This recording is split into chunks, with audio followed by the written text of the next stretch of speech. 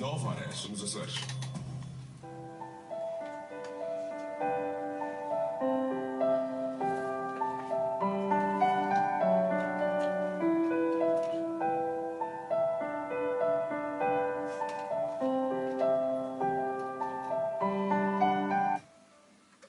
Horas, alguns segundos. Hoje é quinta-feira e connosco está, como é hábito, o Sr. Padre Vítor. Bom dia. Bom dia, Célia. Bom dia, Ana. Bom dia, Ana.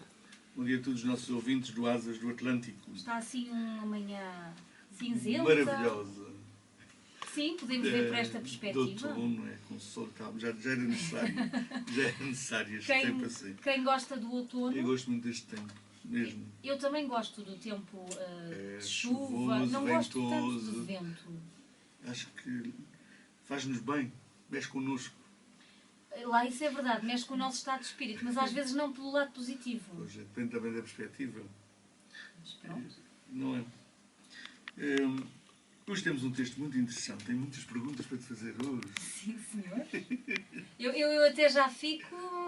coração nas mãos, não sei o que é que me vai perguntar. Não, tu estás sempre up to date, sempre pronto. Quer dizer que eu passo no sempre, exame. Sempre. Mas então hoje vamos falar sobre... Zaqueu. Conheces a história de Zaqueu? Já ouviste falar neste senhor? Eu já ouvi falar, mas eu vou ser sincera, não estou agora... História muito interessante. Foi um dos encontros que Cristo teve e que marcou profundamente a pessoa deste Zaqueu. O texto é de Lucas 19, 1:10. Naquele tempo, Jesus entrou em Jericó e começou a atravessar a cidade. Vivia ali um homem rico chamado Zaqueu, que era chefe de publicanos. Procurava ver quem era Jesus, mas devido à multidão não podia vê-lo, porque era de pequena estatura. Então, correu mais à frente, subiu a um sicômoro para ver Jesus, que havia de passar por ali. Quando Jesus chegou ao local, olhou para cima e disse-lhe: Zaqueu, desce depressa, que hoje devo ficar em tua casa. Ele desceu rapidamente e recebeu Jesus com alegria. Ao verem isto, todos murmuravam, dizendo: foi hospedar-se em casa de um pecador. Entretanto, Zaqueu apresentou-se ao Senhor, dizendo: Senhor, vou dar aos pobres metade dos meus bens, e se causei qualquer prejuízo a alguém, restituirei 4 vezes mais. Disse-lhe Jesus: hoje entrou a salvação nesta casa, porque Zaqueu também é filho de Abraão. Com efeito, o Filho do Homem veio procurar e salvar o que estava perdido. É este o texto de hoje, este encontro de Jesus com Zaqueu. Estamos a ler o Evangelho de Lucas, e Lucas, o evangelista da misericórdia, apresenta muitas situações assim, destes encontros marcantes, transformadores de vida que Cristo teve ao longo da sua passagem por este mundo. Hoje fala-nos de Zaqueu. Zaqueu, a palavra Zaqueu, os biblistas dão duas versões. A palavra Zaqueu quer dizer puro e também quer dizer Deus recorda-se. Que é interessante depois percebermos no conjunto da história. Ele era considerado impuro por excelência, porque era um cobrador de impostos, um publicano cobrador de impostos. O que faz com que este homem fosse excluído da sociedade. Ninguém o queria receber em sua casa. Às tantas, ele ter subido a uma árvore é porque ninguém o recebeu nos seus terraços para verem passar Jesus, porque as casas judaicas têm terraços por cima. E, portanto, há uma escadaria exterior que leva as pessoas ao terraço. E ele podia muito bem ter subido a um terraço para ver Jesus. Às tantas, ninguém o recebeu na sua casa porque achavam que ficariam impuros por receber um homem destes, que era um cobrador de impostos, chefe dos publicanos. Ele era chefe dos publicanos. Lucas chama-o arquiladrão, ou seja, o ladrão dos ladrões. Mas todos estes publicanos eram ladrões? Eram assim, Porquê? Porque aproveitavam-se. A semana passada também tinha um publicano desses. Eles aproveitavam-se da situação. Os romanos pediam, eles trabalhavam para os romanos, que já é de si uma coisa muito chata, porque eles eram judeus a trabalhar para romanos, porque os romanos naquela altura dominavam a Palestina. Já era tipo traição à pátria. E depois, os romanos encarregavam-os de cobrar, em determinadas aldeias e vilas, de cobrar os impostos. Mas os romanos sabiam mais ou menos a quantidade de pessoas e tens que me entregar X impostos. E agora o resto é contigo. Eles não cobravam só o que os romanos pediam, cobravam muito mais e ficavam com o dinheiro para si, explorando as pessoas, muitas vezes. Por isso eles eram mesmo odiados pela sociedade judaica. E não só odiados, mas considerados os malditos, os excluídos, os fora da lei. Portanto, eram pessoas com os quais não se podia ter contato nenhum. E então vemos este homem, portanto, mas eram homens ricos, eram homens importantes, mesmo assim impunham-se na sociedade. E vemos ele a tomar uma atitude ridícula, que é subir para uma árvore para poder ver Jesus. Ele era baixinho, e então, como vinha muita gente sempre com Jesus, ele, pela sua estatura, não conseguia ver Jesus e sobe a uma árvore. Já ver esta atitude deste homem, a vontade que ele tinha de ver Jesus e cair no ridículo de subir a uma árvore para ver Jesus, já de facto vê-se como ele estava ansioso para este encontro com Cristo. Como alguma coisa na vida dele não estava bem. Vamos percebendo isso pelas atitudes que ele toma no texto. Vamos percebendo também as pessoas que rodeavam Jesus, que se consideravam as boas, têm sempre uma atitude de excluir este tipo de pessoas. É impressionante ver como, em nome da religião, se exclui pessoas. Nós falamos disso aqui muitas vezes. Por causa da religião, eles não tinham culpa de ser assim, os judeus. A religião deles é que dizia que eles deviam se afastar de pessoas desta índole. Tipo Zaqueus, os Zaqueus da vida. Porque ficavam impuros se aproximassem deles, e ficando impuros, não podiam entrar no templo para fazer as suas orações, que é um momento fundamental da vida de qualquer judeu. Portanto, eles não tinham culpa, era a religião deles, as leis da religião deles, é que os obrigava a fazer isto, que é uma coisa diabólica, uma religião que nos leva a afastar de outros. Nos leva a afastar de outros. O Papa, quando foi à Geórgia, achou uma coisa tão sem sentido nenhum. No século XXI, a Geórgia é um país ortodoxo, por excelência.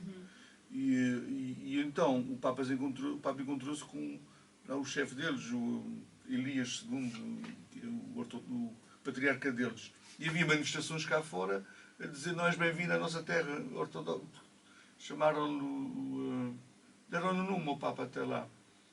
Herege, Papa Herege, Papa Herege. Porque eles consideram que a questão da verdadeira religião. O que é que quer dizer ortodoxo? Ortodoxo quer dizer verdadeira religião, verdadeira doutrina. Eles acham que nós já estamos errados, os católicos. E nós achamos que eles estão errados. E nunca se passa disso. Já estamos há 1000 anos assim. Isso começou em 1054 e nunca mais passou.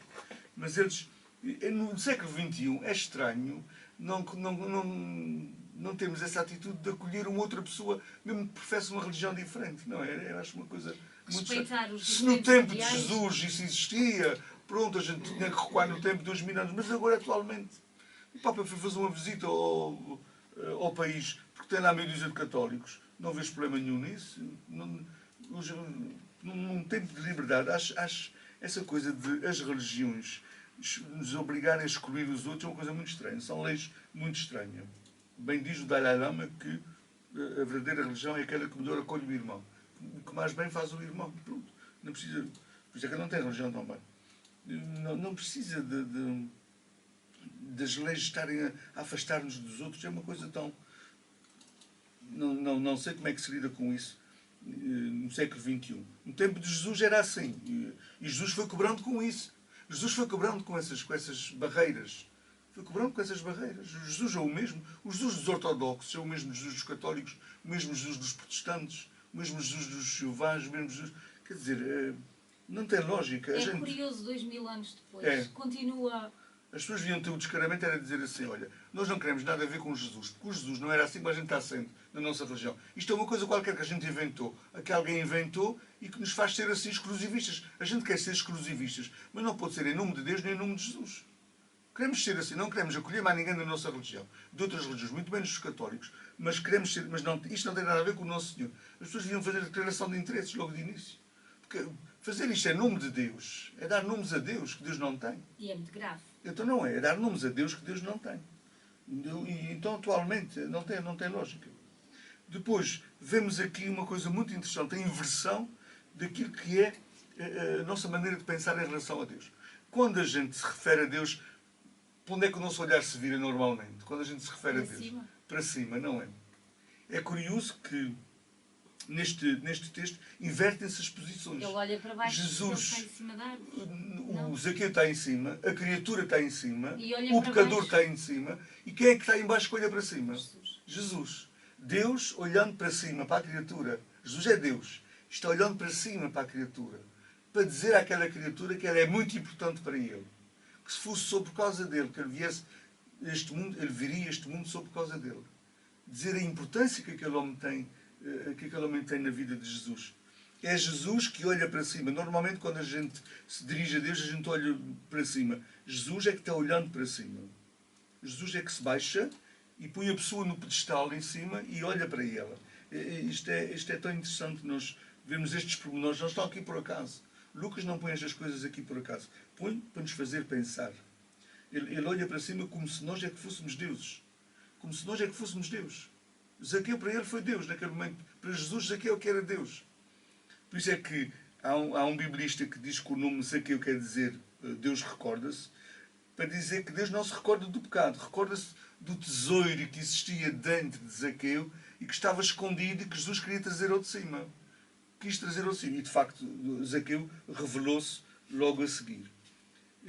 Há um pormenor também aqui interessante, é que Zaqueu achava que estava à procura de Jesus, mas era Jesus que estava à procura de Zaqueu. Porque Jesus, no meio daquela gente toda, Jesus olha para Zaqueu. Quer dizer, não passa despercebido estar um homem em cima de uma árvore. Jesus olha para Zaqueu. Não somos nós que andamos à procura de Deus. Deus é que anda à nossa procura. Deus é como se a felicidade de Deus não fosse completa enquanto Zaqueu não estivesse incluído. Faltava alguém ali. Eu agora vou pegar aí numa conversa que disse que é Deus é que anda à nossa procura. E nós é que depende de nós ele encontrar-nos ou não. A gente às vezes está tão distraído que não quer saber dele. Porque ele manda sinais. Porque senão as pessoas podem pensar, então, ele não me encontrou por algum motivo. Qual é que foi o motivo que Deus não me encontrou? A própria pessoa pode não estar disposta. Porque Deus não se impõe. Deus não se impõe. Não te esqueças que Zaqueu tomou iniciativas. Sim. Portanto, Zaqueu fez a sua parte. Depende de nós querermos ser encontrados por Deus. A pessoa pode adiar essa situação. Houve numa freguesia, uma vez que me pensei, havia um senhor, já com 80 e tal anos, ele estava fazendo a visita aos doentes e ele não ia à missa. E eu, por acaso, estava sentadinho à sua porta e eu disse a ele: "Ó senhor, eu estou fazendo a visita aos doentes, eu levo o Nosso Senhor aos doentes, aqueles que não podem ir à igreja. O senhor não gostava que eu também viesse aqui todos os meses, ou 2 em 2 meses, dar Nosso Senhor?" Sabes a resposta que ele disse? "Seu padre, ainda é cedo." Com 86 anos, que ele tinha 84, 85. Não é curioso que ele morreu pouco tempo depois? Estás a ver? Deus foi ao encontro dele, mas ele não quis. Depois encontrou-se com Deus, é claro, a pessoa não está excluída. Mas há situações dessas. Achei engraçado o facto dele dizer que era cedo. Ainda é cedo. Já não ia à missa, e era só levar Nosso Senhor, e estava ali Nosso Senhor à porta dele, e ele não quis receber. Ainda é cedo. Achava que ainda era muito novo para receber Jesus em casa. As pessoas têm essa ideia, quando estão recebendo Jesus em casa, estão à beira da morte. Mas também, infelizmente, foi uma ideia que não se segue forçosamente. Fizeram a tal extrema unção. Era. Mas às vezes acontece isso. As próprias não estão preparadas para isso. Portanto, é Deus que anda à nossa procura. É quase que dizer... E depois quando Jesus diz: "Devo ficar em tua casa", este devo é tão interessante. Nós vemos Deus a usar este verbo dever. Deus tem algum dever para connosco. Deus, devo ficar em tua casa. O Papa João XXIII interpretava isto muito bem. Ele dizia que é obrigação de Deus amar-nos. Deus tem a obrigação de nos amar. Só pode amar-nos. Não pode fazer outra coisa. Portanto, eu tenho que ficar em tua casa, Zaqueu. Eu tenho que ficar em tua casa. Porque o meu coração pede-me a isto. Deus funciona assim. Eu devo ficar em tua casa. O Papa João XXIII, que teve imensos inimigos à volta dele, que não gostavam dele, achavam medíocre, não achavam um bom Papa. E foi um excelente Papa. Durou só 5 anos, mas foi muito bom Papa. E ele tinha pessoas que de facto falavam muito mal dele e espicaçavam negativamente. E ele, os amigos diziam assim: "Despede aquela pessoa, manda aquela pessoa embora." E ele dizia assim: "Eu só posso amá-lo. Eu só posso amá-lo. Não posso fazer outra coisa, porque eu sou o Papa, eu não posso, só posso amá-lo." Portanto, este devo ficar em tua casa, Jesus diz, eu devo ficar em tua casa. Desce depressa que eu hoje devo ficar em tua casa. É quase que dizer-nos uma coisa que é completamente diferente daquilo que a gente está habituado na nossa cabeça. Deus é obrigado a amar-nos. E Deus só é feliz quando todos estão lá incluídos. Quando todos. A Deus faltava aqui alguma coisa. Faltava Zaqueu. Falta a última ovelha. Deus anda à procura sempre da última ovelha. Era Zaqueu e ele precisava disto. Ele precisava disto. Deus é que precisava disto. E depois é ver aqui esta revolução que também tem a ver com a comunhão, com a Eucaristia. Que é, Deus entra na casa de Zaqueu quando ele ainda é pecador. Ainda não tinha havido transformação nenhuma na vida de Zaqueu, não é? Ele ainda tinha o dinheiro todo consigo, era um ladrão, ainda era o publicano, trabalhava para os romanos, portanto é traidor da pátria. Deus entrou na casa dele desta forma. Este biblista diz uma coisa tão interessante. Ele diz, Deus perdoa antes do arrependimento. Isto é a maior revolução para a Igreja Católica. Deus perdoa antes do arrependimento. O que é que foste habituado a ouvir? Se te arrependeres, Deus perdoa-te. Se te arrependeres dos teus pecados, Deus perdoa-te. Aqui é, Deus perdoa antes do arrependimento. Isto é escandaloso para os fariseus daquela altura e é escandaloso para muitos católicos de hoje. Ele perdoa antes da gente se arrepender. Porque o perdão dele não depende de a gente se arrepender ou não, porque isso pode ser até uma coisa só para constar. Logo assim, se a gente faz a mesma coisa, o arrependimento não foi verdadeiro. Portanto, ele perdoa antes do arrependimento. É claro que a entrada de Jesus na casa de Zaqueu transformou a vida daquele homem. Não foi obrigado por nada. Foi a alegria de se sentir incluído, de se sentir amado. Foi tão importante para Zaqueu que ele realmente transformou a sua vida. Jesus, quando entra na vida de uma pessoa, transforma. Gera qualidade de vida. E depois Zaqueu começa logo a dizer o que tinha que fazer. É claro, ele diz, de facto, minha vida não pode continuar na mesma. Depois de eu ter sido tão bem acolhido por este Jesus, a minha vida tem que mudar. Foi a atitude de Jesus que o fez mudar. As nossas atitudes condenatórias, antecipadamente, não mudam a pessoa. Os nossos sermões antecipados. Tu és assim, tu és isto, tu és aquilo. Zaqueu não era só isto. Jesus viu Zaqueu para além daquilo que as pessoas estavam vendo. As pessoas estavam vendo só o pontinho negro no seu pano. Que ele era um ladrão, que ele era um cobrador de impostos, que ele era um publicano, traidor da pátria. Jesus viu muito mais. Viu o tesouro que estava lá escondido, para vir ao de cima. Ele depois partiu os seus bens. Metade de tudo o que eu tenho vou dar aos pobres, automaticamente, e com a outra metade vou restituir a quem tirei. Já viste? Transformou a sua vida. E conseguimos, mais uma vez, pegar nisso e transportar aqui para hoje. Para a nossa vida de hoje, então. Há um ditado que diz que quem muito aperta, pouca rocha. Pouca rocha. Portanto, há que desarrochar. Lá de vez em quando é preciso... Fazer ver à outra pessoa que nós não a julgamos e se calhar ela até vai mudar. O julgamento, o olhar juiz nunca converteu ninguém. Nunca mudou ninguém. Nunca. O olhar de cima para baixo. Jesus olhou para Zaqueu de baixo para cima. Isto é muito importante. Jesus pôs-se ao nível de Zaqueu.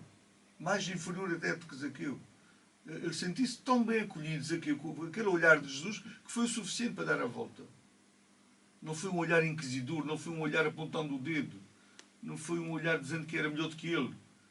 A gente às vezes olha para as pessoas e as pessoas percebem que nós nos achamos melhores do que elas. Porque têm escolhas diferentes, porque têm orientações diferentes, porque têm isto diferente. E este Evangelho, de facto, é uma loucura de lições para a nossa vida. E esta coisa, Deus perdoa antes do arrependimento, para mim, acho que isso é sublime. Isto tem muito a ver com a missa também, com a comunhão. Ainda há pessoas, infelizmente, hoje em dia, que vão à missa e não comungam. Porque não estão confessadas. Oh, criatura, quando comungares, Ele perdoa-te à mesma. É ele que vais receber à mesma. O Deus que ias receber no perdão da confissão é o Jesus que estás recebendo na hóstia consagrada. É o mesmo, Ele perdoa à mesma. Não é? É como se houvesse... As pessoas pensam que há várias portas. E então dizem, olha, aqui tens que ir primeiro àquela porta, que é a porta da confissão, para depois vires aqui à porta da comunhão. Mas é o mesmo Deus que está em todo o lado. Ele faz a mesma coisa em todos os lados. Mas isso são aquelas que ainda se regem à moda antiga. E aquelas que vão à missa, porque lhes apetece ir à missa, e estão zangadas consigo próprias. E então, se calhar, como forma de se penalizarem, não tomam Estão perdendo a oportunidade. Pode ser a última vez. A gente nunca sabe. Eu posso ter 20 anos e morrer e posso ter 90 anos e ainda ficar vivo. Portanto, a gente não pode pensar assim. Aquele senhor, eu fui lá à casa dele e ele disse ainda é cedo e depois morreu. Percebes? Eu vou à missa, estou tão mal disposto comigo próprio, quem sabe se aquela comunhão me vai ajudar a libertar.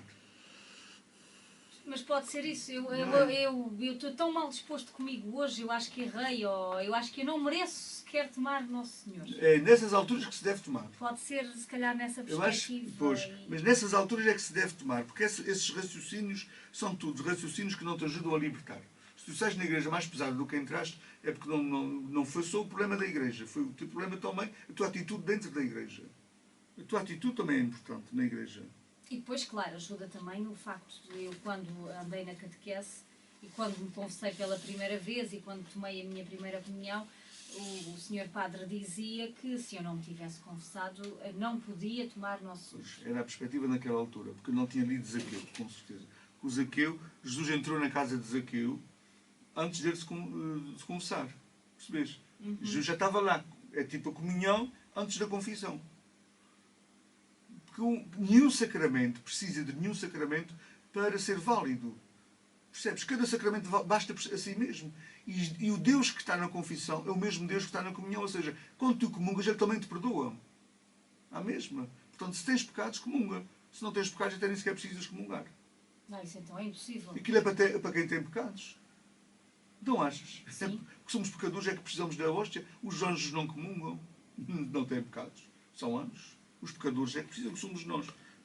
Aquilo. O Zaqueu, quando Jesus entrou na casa dele, percebeu que ia dar a volta à sua vida. Já viste? A comunhão que a gente faz pode-nos abrir horizontes que a gente nem sequer imaginava que ia acontecer. A gente tem que acreditar na força de Deus, na força da comunhão, na força da Eucaristia.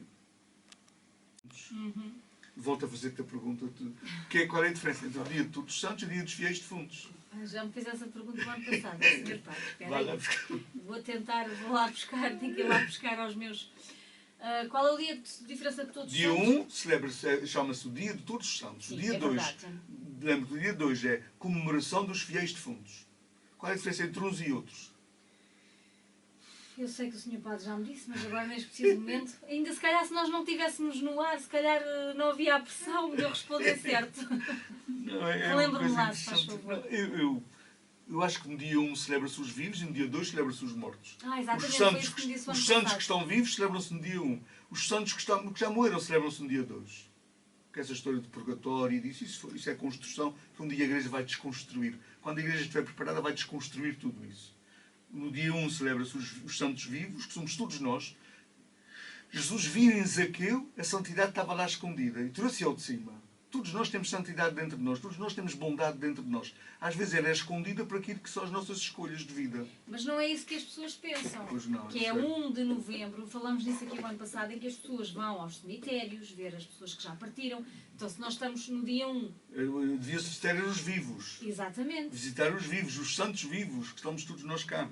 Os santos vivos. É uma carrada deles por aí, Sr. Padre. Hã? Santos vivos, Somos não? todos nós. Todos nós. As pessoas têm que achar, têm que perceber que este Zaqueu, ninguém dava nada por ele. Mas Jesus deu alguma coisa por ele, porque sabia que estava lá dentro a bondade. Nós não somos só as escolhas que fazemos, nós fazemos escolhas erradas às vezes, mas não somos só isso. Zaqueu não era só aquilo que os outros julgavam que ele era. Ele foi muito mais, vimos que ele foi muito mais. Ele tinha uma pérola preciosa dentro dele, escondida, foi preciso lapidá-la. Jesus trouxe-a de cima. E há sempre... Todos nós temos alguma coisa boa. Espantou-me, no século XXI, aqui acho que há um ano talvez, um sem-abrigo que encontrou uma mochila com dinheiro. Ninguém dá nada para um sem-abrigo, nem moralmente nem nada, e ele foi devolver esse dinheiro. Não foi devolver, foi entregar à polícia. Se calhar se fosse Não um é filho tão- de papás ricos tinha Mas ficado tanto com tinha o ficado, dinheiro. aquilo dava um jeitão. Portanto, a gente não pode julgar pelas aparências. É um sem-abrigo, aquilo já era previsto para ele. Quem é que esperava uma atitude destas de um sem-abrigo? As pessoas têm muita coisa boa dentro de si. Às vezes está escondido com muitas camadas de desgraças que a vida também traz e de situações menos boas que a vida traz, mas está lá dentro. A bondade está toda lá dentro. Portanto, no dia 1 é dia dos vivos, dia 2 é dia dos mortos. Todos santos, os cá e os de lá. Todos santos. Este fim de semana, então, ficamos assim. Sábado temos missa no aeroporto às 19 horas. Recordo que ainda hoje há missa na matriz às 19. Amanhã em São Espírito às 15h30 na missa dos idosos. A última sexta-feira do mês é a missa com os idosos em Santo António. Sábado a missa no aeroporto às 19 horas. Não esqueçamos que sábado à noite muda a hora, no domingo de madrugada muda a hora. Portanto, atrasamos 1 hora o relógio. E as missas de semana atrasam meia hora. A missa do sábado atrasa 1 hora. Passa depois para as 6 horas na outra semana. Mas sábado ainda é às 19. Domingo temos missa 10 horas, Matriz São Pedro, 11h15 Santa Bárbara, 11h30 Almagreira, 12h30 Santo Espírito. Depois, na segunda-feira não há missa em Almagreira. É claro, a terça-feira já é dia santo outra vez, é missa vespertina no aeroporto. Segunda-feira, a missa vespertina no aeroporto às 18 horas. Na terça-feira, a missas no horário normal, 10 horas Matriz São Pedro, 11h15 Santa Bárbara, 11h30 Almagreira, 12h30 Santo Espírito. Recordo que esta semana que vem é a primeira semana do mês, por isso começamos as reuniões de catequistas, as exposições do Santíssimo em cada paróquia na hora certa. Recordando que na quarta-feira é a única igreja da ilha que vamos celebrar a missa dos santos que já lá estão, todos os nossos santos, os nossos familiares que já lá estão. Em todas as casas já têm um familiar do lado de lá. Portanto, às 6 horas, na quarta-feira, haverá missa em Santa Bárbara por todos os fiéis defuntos da ilha toda que partiram o ano passado, todos os nossos fiéis defuntos. E eu também queria dizer que no dia 13 de novembro vai haver uma angariação de fundos para a Fraterna Ajuda Cristã. É verdade, com sopas de Império, 13 de novembro. A partir do meio-dia, é o almoço na Copeira da Mãe de Deus. Yes. Angariação de fundos, Fraterna Ajuda Cristã, adultos 6 euros, crianças até aos 6 anos não pagam. E dos 6 aos 12 são 3 euros apenas. Uma forma também de ajudarmos a Fraterna Ajuda Cristã, já que falamos ela faz um excelente trabalho, que ela completa às vezes o pão que falta à mesa em algumas casas. Um bom dia para todos nós. Bom dia, obrigada.